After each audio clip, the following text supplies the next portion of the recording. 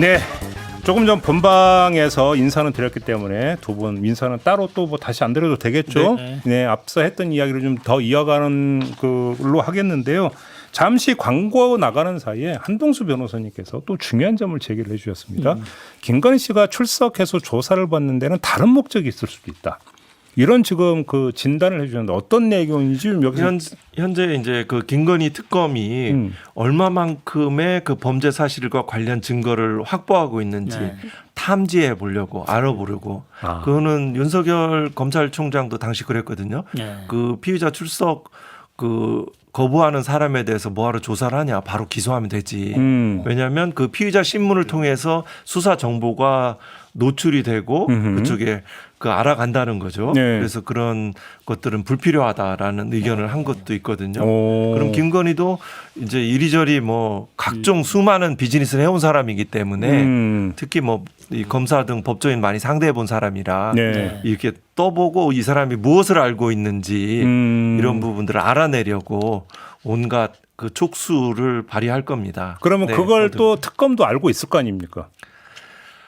그거를 그렇게 뭐 수사관들은 알 수 있겠지만 또 판사 출신은 쉽게 제가 이제 검사 생활 한 3년 해보면서 이제 그거를 좀 알게 되었죠. 판사들은 의외로 그 검사가 어떻게 수사를 하는지 피의자가 어떻게 자기의 범행을 은폐하려고 하는지 구체적인 것까지는 알 수 모르거든요. 그러면 이제 그 표현을 특검팀으로 바꿔서 그러니까 직접 조사하는 검사나 수사관들도 이제 그걸 경계하면서 다시 말해서 갖고 있는 모든 증거나 이런 걸 다 물어보지는 않을 수 있겠네요. 그러면 그렇습니다. 히든 카드는 갖고 그렇습니다. 네, 그거는 이제 그 심지어는 구속영장에도 이제 좋지 않은 뭐 수법이기도 한데 피의자 구속영장 실질 심사 후 마친 후에 의견서나 굉장히 구속의 결정적인 자료를 윤석열 검찰에 제출했죠.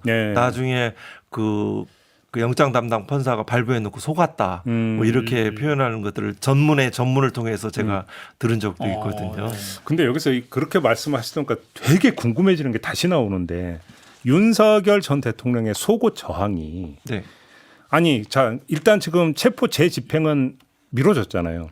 근데 오늘 이제 김건희 씨가 나가서 조사를 받잖아요. 그러면 윤석열 전 대통령은 엄청 궁금할 거 아닙니까? 그렇죠. 도대체 어디까지 했고 어디까지 얘기했는지가 너무너무 궁금할 거 아니에요. 윤석열 전 대통령 입장에서는 촉각을 곤두세울 텐데 그래서 그럼 한번 그 저기 조사 받아볼게요 하고 이렇게 나올 가능성은 혹시 없을까요? 그게 궁금해서라도 어떻게 해보십니까? 그러니까 지금 그렇죠. 윤석열 전 대통령 입장에서는 도대체 나에 대해서 그죠? 나에 대해서 뭐라고 얘기했을지 내가 얼마나 한 행위에 대해서 내 배우자가 뭐라고 얘기했을지에 대해서 상당히 궁금할 수 있죠. 예, 궁금하겠네요. 진짜. 그러니까 거기까지 생각 못 해봤는데 그러면 당장 이제 피의자 신문은 이제 변호인 동석을 하니까 뭐 변호인 신문을 물어보고 변호인은 이제 동일하거나 서로 연결돼 있으니까요. 그러겠죠. 그 통해서 이제 어떠한 신문과 조사 내용이 있는 건지를 알게 될 겁니다. 그래서는 안 되는데 그렇게 될 겁니다. 지금 윤석열 전 대통령은 지금 변호인 선임해서 지금 저 김건희 특검팀하고 지금 조율하고 있다는 거잖아요. 그렇죠. 지금 조사를 이제 받을 것처럼 지금 하고 있기 때문에. 그러면 거기서도 서로 공유가 될 수 있겠네요. 그렇죠. 변호사를 통해서는 공유가 되겠죠. 근데 다만 이 윤석열 전 대통령은 내가 특수부 제일 잘 나갔던 검사야. 그렇죠. 나의 촉을 앞세우기 때문에 변호사 얘기로는 개갈이 안 나는. 이럴 수도 있기 때문에. 개갈 안 난다는 그 아마 표준말인가요? 충청도 사투리이기죠. 그건 모르겠는데 그 찾아봐주세요. 진척도가 느리고 시원시원하지 못하다. 그렇죠. 뭐 이런 거죠. 네, 알겠습니다. 갑자기 궁금해져서 한번 여쭤봤고. 자, 다른 얘기도 그러니까 좀 넘어가죠. 혹시 김건희 오늘 조사와 관련해서 혹시 더 추가로 하고 싶은 말씀이 있으실까요, 두 분? 네, 저는 이제 뭐 오늘 할지 모르겠습니다. 삼부토건 관련해서 주가 조작이요. 이게 사실은 삼부토건 주가 조작이 우크라이나 그죠 방문 깜짝 방문이잖아요. 그 당시에 원래는 애초에는 나토 일정 가는데 우크라이나 방문은 예정이 안 돼 있었는데 이게 이제 그 윤석열 부부가 깜짝 거기 방문하면서 그 직후에 이제 그 삼부토건 여기 주가가 그야말로 급등하는 그런 상황이 벌어졌거든요. 근데 이게 그 우크라이나가 방문하는 것이 상당히 우리의 외교적으로 부담이 됐잖아요. 그게 러시아가 우리 북한보다는 사실은 우리 남한에 훨씬 더 이렇게 친화적인 그런 외교를 하고 있는 때였는데 그 방향을 확 바꾸는 계기라고 보거든요. 외교 전문가들은 그 부분이 그러니까 이 윤석열 부부의 어떤 그런 행위들이 이게 국익을 생각하는 외교가 아니라 정말 이 삼부토건 이런 그런 금전적인 문제, 그런 주가 조작을 띄우기 위해서 만약에 그런 행위였다면 네. 상당한 진짜 이건 용서받기 어려운 그런 행위들이죠. 그 삼부토건은 지금 이제 구속영장이 그 구속 기소가 됐죠. 부정적 사기를 했다는 거예요. 사기를 쳐서 네. 그 주가를 이제 뭐 한 500배인가요? 이 막 주가 조작을 그렇겠죠. 급격하게 급등하게 만들고 그 이익을 그 얼마죠? 389억 원인가요? 상당히 그 부당이득을 취했다는 거죠. 1년 이상 징역이고 뭐 3 내지 5배의 벌금형을 네. 연구하는 아주 중한 범죄를 저질렀죠. 그 관련해서 우크라이나를 왜 갑니까? 그 지점에 있어서 이제 공범 관계가 이제 또 나중에 수사 내지는 기소를 통해서 밝혀지겠죠. 그러겠죠. 네. 알겠습니다. 김건희 조사는 이 정도로 좀 그 마무리하고요. 아까 잠깐 본방에서 우리 그 변호사님이 말씀하셨던 최상병 특검의 시무장 압수수색 네. 이거에 대해서 지금 그 말씀 주셨는데 왜 여기에 제가 주목하시는지 좀 개갈이 안 나는 행위일 수 있는데요. 네, 좀 그 더 김건희 말씀해 특검에서 체포영장 관련해서 그건 다시 재집행하면서 반드시 집행해야 됩니다.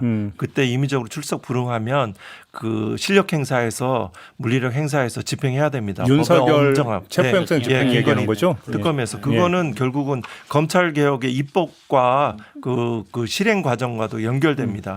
조금씩 예외를 두고 봐주면은 안 됩니다. 속 시원하게 할 것은 시원하게 할 것은 엄정하게 해야 됩니다. 네네네.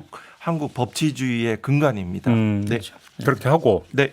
최상병 특검에서 심우정 전 검찰총장을 압수수색을 한 것. 일단 지금 형식적으로는 당시 그 법무차관이었고 네. 그때 맞습니다. 출국 금지 해제 과정을 들여다보기 위함 이렇게 되어 있는데 네. 그렇게만 보면 되는 겁니까? 어떻게 봐야 되는 걸까요? 지금 현재 이제 내란 특검에 이제 수사 대상 범죄가 나와 있으니까요.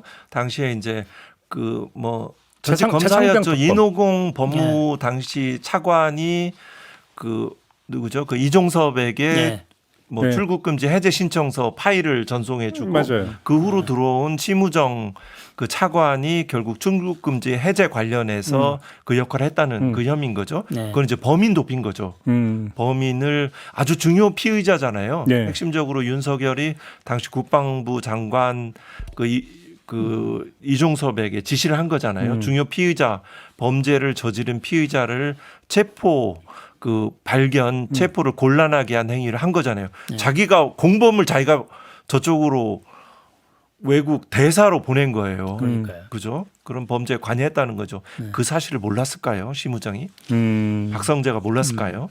그 사실은 원래 예상은 이제 심우정 검찰총장에 대한 수사를 하는 주체는 내란 특검 또는 그 김건희 특검이 될 거라고 예상을 많이 했었는데. 근데 의외로 네, 최상병 특검이 특검이 먼저 했더라고요. 그래서 예. 기자들도 상당히 좀 깜짝 놀랐는데 이게 그러니까 지금 말씀하신 이제 그런 것도 있고 사실은 근데 심우정 검찰총장의 가장 그 수상한 행적은 그 저 김건희 특검 관련해서 그 김주현 민정수석. 네, 민정수석하고 이제 비화폰 통화하면서 근데 그 시점들이 김건희 씨의 여러 가지 혐의들에 대한 무혐의 처분하는 과정에서 그 통화들이 이루어졌지 않습니까? 네. 그래서 수사무마 이쪽에 상당히 좀 그 혐의가 짙어요. 그래서 예, 곧 있으면 아마도 그 김건희 특검에서 이거 또 이 부분에 대해서 이제 수사가 나서지 않을까 이제 그렇게 관측을 하는 거죠. 그리고 그러니까 어제 나온 보도를 네. 보면은 지금 그 시민단체가 공수처에 고발했던 게 그렇죠. 이제 도이치하고 명품백 사건 수사를 무혐의 결론 내린 거에 대해서 고발을 했고 네. 공수처가 그걸 갖고 있다가 김건희 특검에 넘긴 넘겼다라는 거죠. 거잖아요. 네.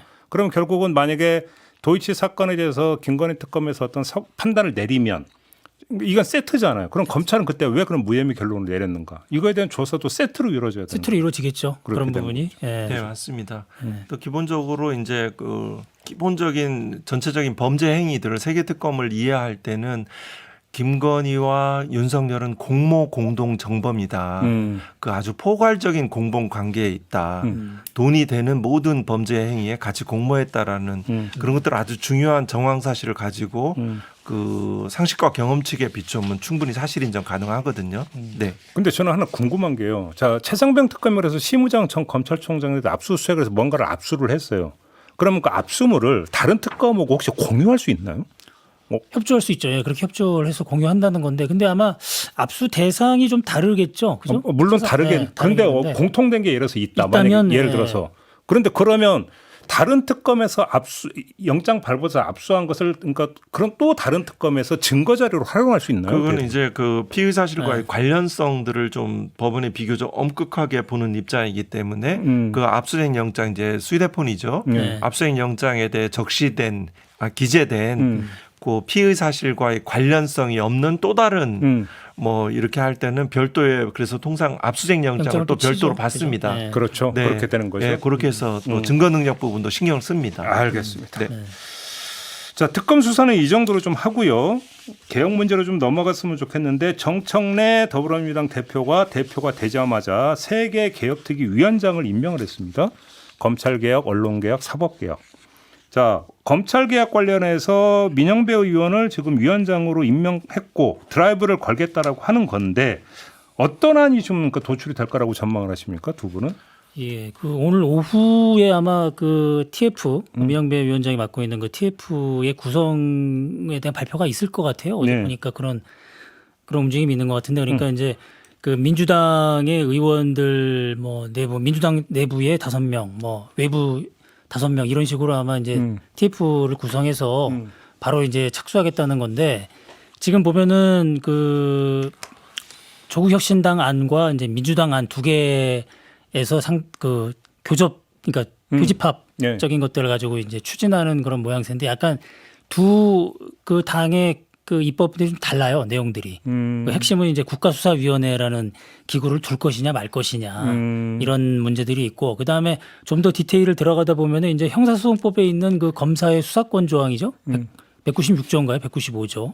그게 보면은 이제 검사는 범죄 혐의가 있다고 판단될 때에는 수사해야 한다 뭐 이런 식의 그 제안들. 그러니까 요 형사소송법의 요 조항에 대해서 어떤 그 이거를 정말 인정을 할 것이냐 말 것이냐 이제 요거에 대해서 이제 갈라지는 것 같더라고요. 검찰의 수사권 문제를 검찰이 직접 수사할 수 있는 것뿐만 아니라 보안 수사나 이런 부분에 대한 그 권한을 인정하느냐 마느냐. 그게 이제 요 조항을 양 당에서 어떻게 이거를 뭐 삭제, 무력화 이러고 주장하는 게 조국혁신당이고 민주당은 아직 거기까지는 안 나간 것 같아요. 그러니까 이게 이제 디테일의 이제 그 문제인데 요 부분을 어떻게 해소할지 그게 아마 이 TF 활동하는 데 있어서 상당히 관건이 될 것 같습니다. 근데 그 전에 나온 보도로 보면 국정기획위원회에서는 지금 중대범죄수사청은 행안부 산하에 두고 그렇죠. 국가수사위원회는 설치하지 않는 걸로 가닥을 잡았다 이런 보도가 있었거든요. 네. 지금 뭐 민주당이 아마 조국혁신당 창당 이전부터 오랫동안 검찰 개혁에 대해서 고민하고 그렇죠. 그 시행착오 내지는 또 조그만의 전진들을 계속 해왔기 때문에요. 사실 뭐 그렇지만 현재 민주당과 조국혁신당의 검찰 개혁 관련 법안들이 대동소이합니다. 그 미세한 차이들은 중수청, 중대범죄수사청을 행안부 소속으로 들 거냐, 법무부에 소속을 들 거냐. 이걸 행안부에 소속으로 드는 민주당 안에 따르면 그 국수본과 중수청이 같이 있기 때문에 이 부분에 대한 일정한 견제와 통제 역할들, 이제 권력 분립의 견제와 분산이거든요. 네. 그래서 수사권과 기소권을 정상화시키겠다. 이거는 국민 주권 시대에서 국민의 중요한 의사적 결단이다라는 취지에서 진행되고 있는 건데요. 네. 그러면 그래서 국가수사위원회를 설치할 것이냐 여부 요게 하나고요. 네. 그 중수청의 소속을 행안부에 둘 것이냐 법무부에 둘 것이냐. 민주당은 행안부, 조국혁신당은 법무부 그리고 행안부에 두게 되면 국수위가 그 논리적 규결점으로 결과로 연결되는 거고요. 그리고 또 하나는 중수청의 수사 대상 범죄에 대해서 내란 외환죄를 더 추가할 것이냐 마느냐 민주당 그걸 추가하는 것입니다.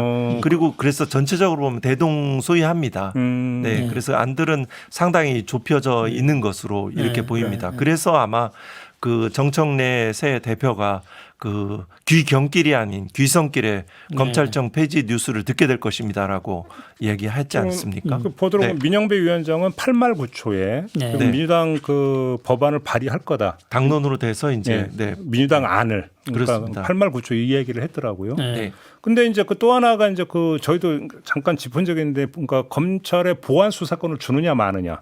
이 부분에서 문제죠. 두 분 같은 경우 주면 안 된다 이런 입장이 있었던 거죠. 그렇죠. 네, 맞습니다. 네. 그 보안 수사권 어떠한 명목으로든 간에 검찰이 직접 수사할 수 있는 여지를 두게 되면 네. 그 수사부서와 수사 인력이 여전히 검찰청에 남아 있고 예. 이 시기 그 새로운 정부가 들었은 또 구체적으로 말하면 특검이 활동하는 기간이 지나면 그 수사권 하나 가지고 또 다른 그 과거에 했던 행태들을 반복할 것이다라는 것이죠. 지금 현재 인사가 여전히 과거에 그 윤석열 검찰 정권에 소극적으로 복지부동했던 검사들이 그대로 인사로 남아 있잖아요. 네네네. 변하지 않았거든요. 예. 또 그런 점에 있어서 그거는 국민들이 결정하신 겁니다. 그렇게 해라. 검찰의 보안 수사권 일체의 수사권을 주지 마라. 기소권조차도 굉장히 막강한 권한이기 때문에 그것조차도 통제해야 된다라는 것들을 이제 말씀하고 계신 거죠. 국민들께서. 그러면 뭐 이건 더 안 여쭤보고 그럼 두 분이 보시기에 항상 악마는 디테일에 있다고 하니까. 맞습니다. 네. 자, 이 지점에서 요 문제 때문에 이게 그 개혁 취지가 왜곡이 되고 비틀려질 가능성이 있다라고 경계하시는 부분이 있다면 뭘까요? 그러니까 이제 그 지금 한 변호사님 말씀하신 거 좀 연장해서 좀 설명을 드려보면 이제 항상 그 검찰의 보안 수사권을 주장하는 쪽을 그런 걸 주장하는 사람들이 논리는 뭐냐면 이제 경찰 수사의 문제점은 그러면 누가 통제할 거냐. 그렇죠. 이제 이 부분이거든. 그거는 기존에 있었던 검찰이 해왔던 거기 때문에 네. 그 부분은 잘해왔지 않느냐. 네. 검찰이 이제 직접 수사했던 여러 가지 이제 이른바 특수부 수사라고 했던 것들이 문제였지. 형사 사건에 대한 그 검찰이 경찰 수사를 송치받아서 하는 행위들은 잘해왔는데 왜 그걸 없애려고 하느냐 이제 이런 부분이거든요. 사실 그거 근데 이제 그 논리의 이제 함정이 뭐냐면 경찰이 그 해왔던 수사를 검찰이 송치받아서 그 가운데 선택적으로 보안 수사를 이용해서 여러 가지 그 정치적 사건이라든가 이런 문제로 비화시킨 사례가 꽤 많거든요. 그래서 이제 그 부분을 지금 한 변호사님 말씀하신 그런 내용들은 검찰이 만약에 직접 보안 수사권을 인정할 경우에는 그런 식의 장난을 칠 수 있다. 역시 라는, 그걸 경계해야 된다. 예, 그게 경계해야 된다 보안 그런 수사권을? 얘기죠. 예, 그런 거고. 이제 뭐 또 하나는 또 그런 게 있습니다. 만약에 이제 우리가 알고 있습니다만은 감사원이라든가 공정위 이런 데서 고발하는 게 있어요. 기관 고발. 그렇죠. 그죠? 하고 난 다음에. 그렇죠, 근데 그렇게 되면 이제 검찰에 고발하는 경우가 많은데 그러면 그 고발하는 그 수사들은 그러면 검찰이 직접 수사할 수밖에 없는 거 아니냐. 이제 이런 문제가 또 생기거든요. 또 그런 문제가 예. 있나요? 그래서 사실은 앞으로 진행되는 그 검찰 개혁 관련해서는 이런 문제들도 아까 말씀하신 대로 디테일에 이제 이런 부분들이 있는 거죠. 이 문제를 어떻게 해결할 것이냐. 이렇게 말씀드리고 싶습니다. 네. 그 최초에 그러면 검사는 경찰보다 사법고시를 붙어서 사법시험을 붙어서 로스쿨을 나와서 더욱 공정하고 수사 능력이 더 뛰어난가 묻고 싶습니다. 그런 문제는 제가 그 감찰부장으로 재직하면서 그 수많은 정치 검찰과 부패 검사를 목도하면서 그렇지 않다라고 이렇게 생각을 했습니다. 그리고 그렇게 그 저로서는 그렇게 확인했습니다. 개별 사실을 통해서 그러면 이 과정에서 그 영국 경찰이 원래 수사와 기소를 다 했었거든요. 네. 그 영국은 이제 여러 가지 민주주의의 가장 최초로 시작되고 그것들을 정착해 가자한 독특한 나라이잖아요. 그 인류의 어떤 민주주의와 의회 제도를 이제 만들어간 나라인데 그 여기에서 경찰이 수사 기소를 다 하다가 그렇게 하니까 여러 가지 불공정한 수사 기소가 이루어져서 기소권을 검찰청을 따로 세웁니다. 그래서 운영을 해보니까 기소권만으로도 여러 가지 불공정하고 부패한 기소 사례가 드러나니까 검찰 감찰청을 만듭니다. CPSI라고. 네. 이래서 그때 일체의 작은 부작용과 이런 부분들을 해서 처음부터 완벽한 제도 설계를 하겠다는 것은 그걸 결국 반대하는 사람들의 논리입니다. 여전히 기득권과 그 무소불위의 권력을 놓지 않겠다는 논리입니다. 지금 이 과정에서 결단을 하고 그 과정에 부작용이 생기면 해소해가는 과정들이 필요한 거죠. 알겠습니다. 확인차 그 변호사님께 한번 확인 질문만 드리고 다음으로 넘어가고 싶은데 만약에 중대범죄수사청도 행안부 산하에 두게 되면 행안부 밑에 그러니까 중수청도 있고 국가수사본부도 있으니까 너무 비대화될 수 있으니 국가수사위원회 설치는 필수다 이렇게 보시는 거예요? 변호사님은? 이제 일단 제가 뭐 이해하는 차원에서는 그 수사기관의 그 권한 조정 분배들이 있고 또 국수위의 권한 중에 이런 게 있는 것 같습니다.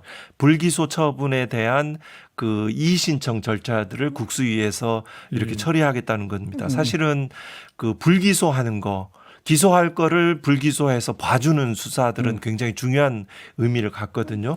그 국수입 활동의 그 업무 범위에 그 포함되어 있습니다. 그런 어떤 미세 조정들의 고민들은 더 보완이 이루어질 것으로 생각됩니다. 제가 왜 여쭤봤냐면 보도 나온 대로 진짜 국정기획위원회에서 국가수사위원회 설치하지 않는 걸로 만약에 정말로 결론을 내렸다면 네. 그래서 그게 민주당 안으로 만약에 그 수용이 된다면 어떻게 되나가 궁금해서 여쭤봤던 거예요. 네, 약간 뭐 심플하지 않다라는 취지인 것 같습니다. 국정기획위원회의 네. 고민은 그거 있는 것 같아요. 네. 그러니까 한 해 이게 170만 건의 이제 수사가 있는데 이 경찰이나 토탈 다 해서. 토탈에서 그럼 그 중에 170만 건이 이게 수사가 잘 됐는지 안 됐는지 이런 것들을 과연 국수위의 11명의 상임위원으로 이게 볼 수 있겠느냐. 이건 물리적으로 불가능하지 않겠느냐. 네. 이제 그런 식의 그 사고를 하는 것 같아요. 지금 국정기획위원회에서. 그러니까 네. 구체적으로 물리적으로 그게 감당할 수 없는 건데 170만 건을 다 보려면 사실은 지금의 검찰청만한 조직이 있어야 되는 거죠. 그렇죠. 지방에도 다 있어야 되고. 지금 그러니까 이제 그걸 하는 네. 게 항고 제도하고 네. 항고가 기각되면 이제 재정 신청 제도가 있고 또 헌법 소원으로 헌법재판소가 하는 절차들이 있는데 그 항고는 사실상 좀 형형화되어 있고요. 초록이 동생이라고 자기들이 이제 고검에서 좀 뭐 봐주거나 뭐 그 묵인하거나 이런 정도의 결정이 일어나고 재정 신청은 인용률이 1%가 안 해서 그렇죠. 전담 재판부도 사실은 신설이 좀 필요한 상태이긴 하죠. 그 불기소 처분에 대한 통제가 이루어지고 있는 건 사실이죠. 네. 그 문제의식 자체는 정확하다고 알겠습니다. 봅니다. 다음은 사법개혁인데요. 이건 이제 그냥 사법부 개혁, 검찰개혁과 비교해서 얘기하면 이거 아니겠습니까? 네. 저 변호사님이 보시기에 사법개혁위원회에서 TF에서 이러이러한 것들이 좀 주되게 검토되는데 혹시 좀 제안을 주신다면 어떤 게 있을 수가 있을까요? 네. 일단 그 백혜련 의원이 이제 검사 출신인데요. 자기가 이 근무연이 있던 자기가 속했던 직역의 사람이 의견을 제시하는 것보다는 다른 직역에 있는 이런 접근하는 것이 더 낫다라고 생각을 해서 백혜련 의원이 해야 되는데 제가 본 바로는 그 사법개혁의 어떤 과제 들에 대한 어떤 주제를 어떠한 계획에서 하고 있는 부분이 아직 좀 명확하게 정리가 그렇죠. 되지 않은 것 같습니다. 그래서 뭐 국회의 의안정보 시스템이라고 일반인도 접근할 수 있는 포털에 들어가서 지금 국회에 계류 중인 법안을 살펴보았습니다. 그중에 네, 이런 것들이 있더라고요. 그 대법관 증언도 있고요. 얘기 나온 네, 거고. 또 법관 근무 평가 제도, 근무 평정제도. 네, 평정 제도가 있고 그 다음에 그 재정 신청 사건을 전담 재판부 신청하는 그 문제도 있고 미확정 판결을 공개하자는 이런 것들이 있습니다. 그 이런 과제들인데 이 중에 이제 우선순위로 생각하는 거는 이제 대법관 증언 문제인 거죠. 사실은 현재 14명인데 법원 행정처장과 대법원장을 빼면 사실상 12명의 대법관이 4개의 소부를 구성해서 이렇게 하고 있는데 그렇죠. 현재 말씀 기존의 문의 확인되다시피 대법관들이 사건들이 엄청 폭주를 해서 매우 많아서 일일이 기록을 보지 못하고 대법원 재판연구관의 검토 보고서와 의견서에 의존해 사건을 처리하고 있는 실정이기 때문에 국민의 재판받을 권리를 보장하기 위해서 소부의 재판 대법관 증언은 불가피하다라는 측면이고 그중에 8명 2개 재판부를 하면 14명을 30명, 16명인 거잖아요. 4개 소부를 증언하는 계획들을 그 1년에 8명씩 2년에 걸쳐서 총 16명을 증언한다는 그런 어떻게 보면은 뭐 되게 온건한 형태의 충분히 이제 전원합의체가 가능할 정도의 수준으로 하겠다는 대법관 증언법이 하나 있고요. 또 관련해서 대법원을 굳이 서울에 서초동에 줄 필요가 있냐. 대구로 이전하다는 법도 있더라고요. 왜 대구예요? 그거 이제 여러 가지 4.19 혁명의 전통도 있고 대구로 이제 이전하자고 이제 김용민 의원이 아마 발의를 한 것으로 생각되는데요. 제가 판사로 재직할 때도 그때 고등부장 승진하고자 하는 열망들이 강하고 대법원을 바라보는 사법 관료와 관련해서 대법원을 세종으로 옮기면 그러지 않을 것이다라는 판사들 내부 논의가 있었습니다. 그런 일이 있었어요. 네, 그래서 뭐 대구가 아니라도 세종 같은데요.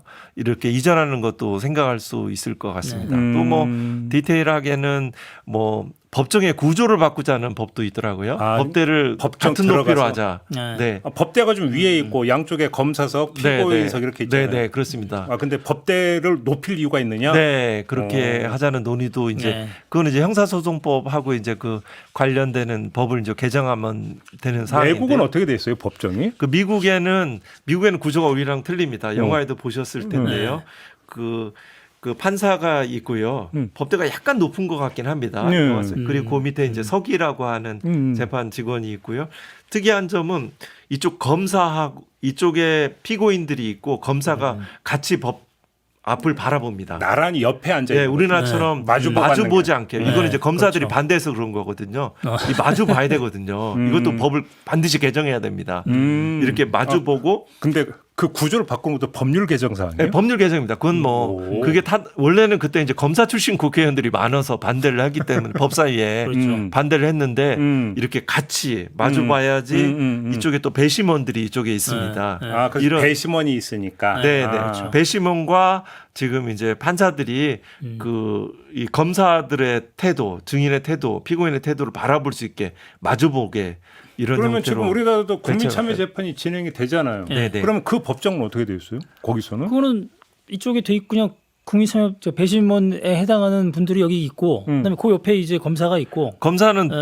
뒤를 보는 거죠. 그러니까 그러면 네, 역시 네. 그런데도 마주보고 있어요? 검사 네, 피고인이? 네, 네. 오, 그렇구나. 아니 뭐 우리 저 예전에만 불과 얼마 안 될 때만 하더라도 사실은 네, 네.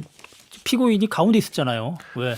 변호인이 피고인 혼자 옆에 이렇게 있고 네, 양쪽에 동떨어져 검사가 있고. 있었는데 당사주의 그래서 대등해야 그거- 된다라고 네. 원하는 같이 그렇죠. 마주서도 맞아요. 일본도 그렇게 합니다. 검사 요쪽, 변호사 요쪽, 요쪽, 피고인 그다음에 가운데 있었어요. 혼자. 네, 네, 그렇게 예전에. 있었죠. 맞아요. 네. 아, 네. 지금은 근데 피고인이 변호인하고 같이 그렇죠, 있으니까. 같이 갇혀 있고 마주보는 그것만 해도, 형태로 네, 그것만 해도 되어 상당히 있는데 발전. 그게가 네. 되게 중요한 문제이긴 합니다. 그리고 또 하나 이제 법안으로 이제 나와 있지 않은데 직접 민주주의, 국민주권주의, 국민의 의사가 재판 과정에 참여를 해야지 정말 그러니까요. 진정한 네. 민주주의입니다. 그렇죠. 사법권은 동떨어진 관료 엘리트들이 하는 것이 아닙니다.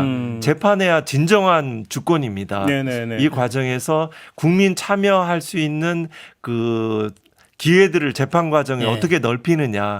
적어도 형사 재판에 그 형사 재판의 배심 재판을 내지는 국민 참여 재판을 어떻게 확대할 것인가. 그렇죠. 또 그 대상 범죄를 지금 합의 사건에 하고 판사가 배제할 수 있거든요.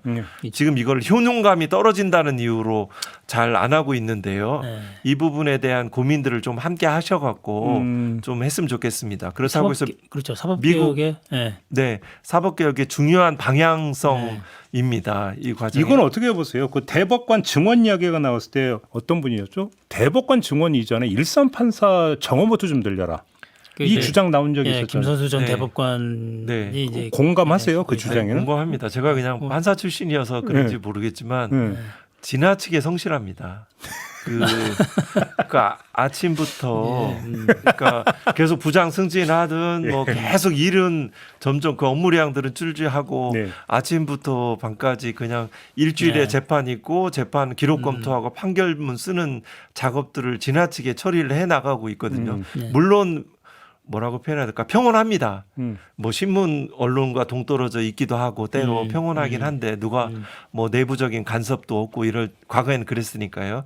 평온하긴 한데 구름 속에 있는 사람처럼 근데 지나치게 성실해서 필요 이상으로 일을 많이 해서 그 사건을 처리하는데 이 해답을 내는데 급급한 매몰돼 수가 있다니까 있거든요. 말씀이. 그래서 재정 신청 사건 굉장히 중요한 일인데 뭐 인용률이 1%도 안 되지 않습니까? 쉽게 말하면 제대로 판사- 심리가 안 이루어지죠. 판사가 좀 숙고할 수 있는 여유를 좀 그렇죠. 줘야 된다. 그렇습니다. 그렇죠. 사실 중요한 네, 거죠. 그건. 네, 중요한 건 그러니까- 법관의 그 인사 임명 제도도 사실은 고민해야 됩니다. 그렇죠. 검사들도 되게 중요하고요. 그러니까 이제 되게 1, 2심을 충실히 하면 그렇죠. 네, 말씀하신 대로 판사를 많이 늘려서 1, 2심을 충실히 하면 3심까지 올라오는 사건이 줄 거다. 이제 승복할 그렇죠, 거다. 그렇죠. 예, 이제 그런 논리로 이제 말씀하시는데 또 그런 내용에 대해서 기본적으로 또 우리 특성이 3심까지 가는 걸 바라기 때문에 또 네. 효과가 떨어진다라고 얘기하는 사람도 있더라고요. 무죄가 아니고는 다 억울한 거죠. 네, 그러니까. 그렇겠죠. 또 내가 불리하면 다 억울하니까. 네, 판결 나오게 상당수 해서. 뭐 승복 그러니까 일정 부분 통계 수치로 승복하고 상소율이 네. 낮아지긴 합니다만 그러니까 1, 2심을 그렇지만 그럼에도 불구하고 항소함으로 해서 확정이 안 됨으로써 오는 이익이 있잖아요. 예. 주로 이제 이 돈 있고 힘 있는 사람들이죠. 계속 소송 비용을 감당하기 어렵잖아요. 그렇죠. 그래서 맞습니다. 그냥 결과가 맞더라도 계속 남상소로 하는 경우가 있죠. 네. 근데 저는 근데 사법개혁의 가장 좀 빨리 해야 될 거는 사실은 판결문 좀 공개예요. 맞습니다. 판결문 공개. 동의합니다. 이거를 제대로 지금 공개를 안 하니까 이 재판부가 어떻게 판결하는지 얼마나 이게 판결이 논리적으로 이 표현이 그렇습니다. 논리적으로 정합한지 아닌지조차도 지금 볼 수가 없거든요. 네. 근데 우리가 좀 관심 있게 보는 사건들이 판결문을 찾아보면은 정말 황당한 판결들이 꽤 많아요. 그러니까 본류 사건이 있고 검찰이 또 별건으로 기소하는 그런 경우가 있는데 본류의 사건은 무죄인데 네. 또 별건은 또 다른 재판부가 하다 보니까 이거는 또 유죄가 나오는 그런 황당한 경우도 있거든요. 네. 그러니까 이런 사건들은 판결문 공개를 통해서 걸러질 수 있는 그런 장치가 꼭 필요한 것 같아요. 이게 이제 민주적 통제에 총하는 문제죠. 이게. 지금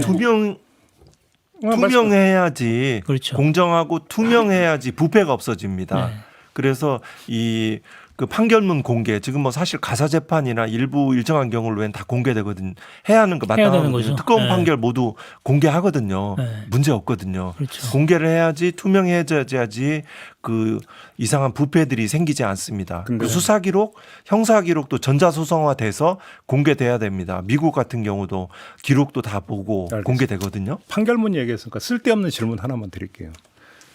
이춘재 논설위원님은 이제 글을 쓰시는 직업이니까 글 쓰는 게 되게 힘든 거잖아요, 사실은. 그렇죠. 스트레스잖아요. 매일매일 근데 스트레스. 판사님들이 네.